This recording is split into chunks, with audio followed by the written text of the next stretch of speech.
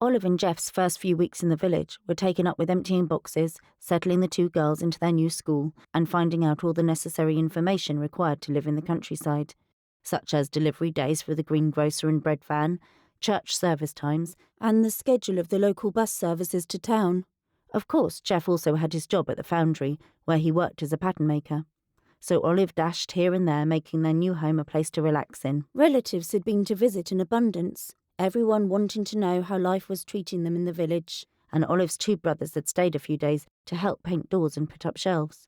During that time, the little cottage had been full of laughter, singing, and continued bustle as the two men busied themselves from morning till night. They would do anything for Olive, their most amenable sister, and both had a lot of time for their brother-in-law too. As far as they were concerned, a few days off work helping Olive and Geoff to fix up their new home was well worth it, just to see the smiles on their faces. Her three sisters had also paid a visit. Phoebe, the eldest, had been helpful and kind, bringing sweets for the children and taking care of baby Godfrey for a few hours so that Olive could continue to organise her new home.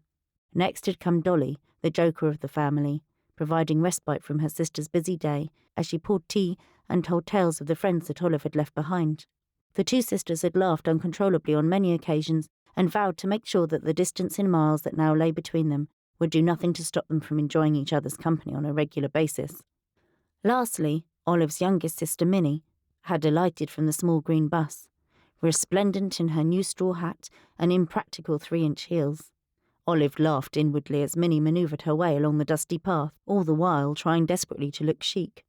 Of all her sisters, Minnie was the most difficult to get along with and caused constant friction with her siblings. But even the 3-hour-long visit to her sister's new home, eyeing up every nook and looking for fault in every cranny, could do nothing to dampen Olive's high spirits. As she walked her sister to the bus stop, Olive took a deep breath and said thanks. Life in the village had calmed her beyond belief.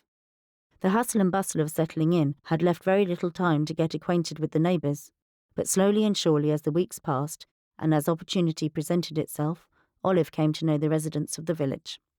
Unfortunately, she also found out their secrets.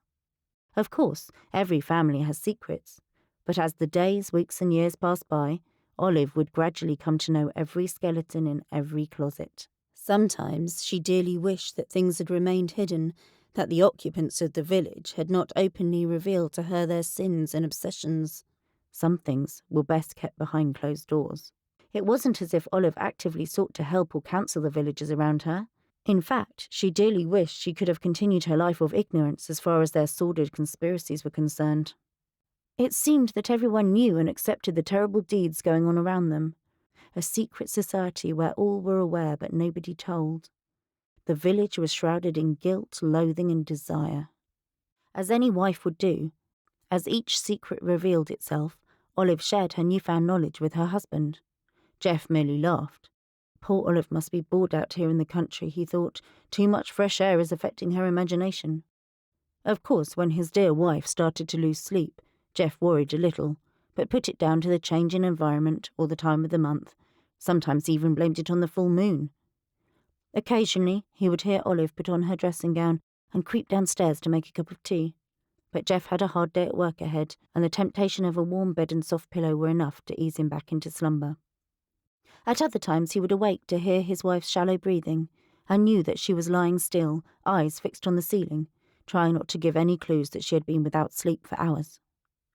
Naturally, Geoff cared, but he knew full well how people's minds could play tricks on them.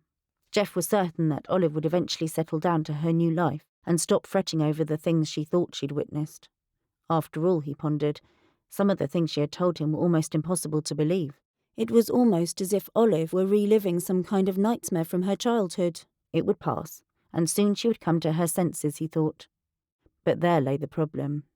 You see, the things that Olive saw and heard were all too real.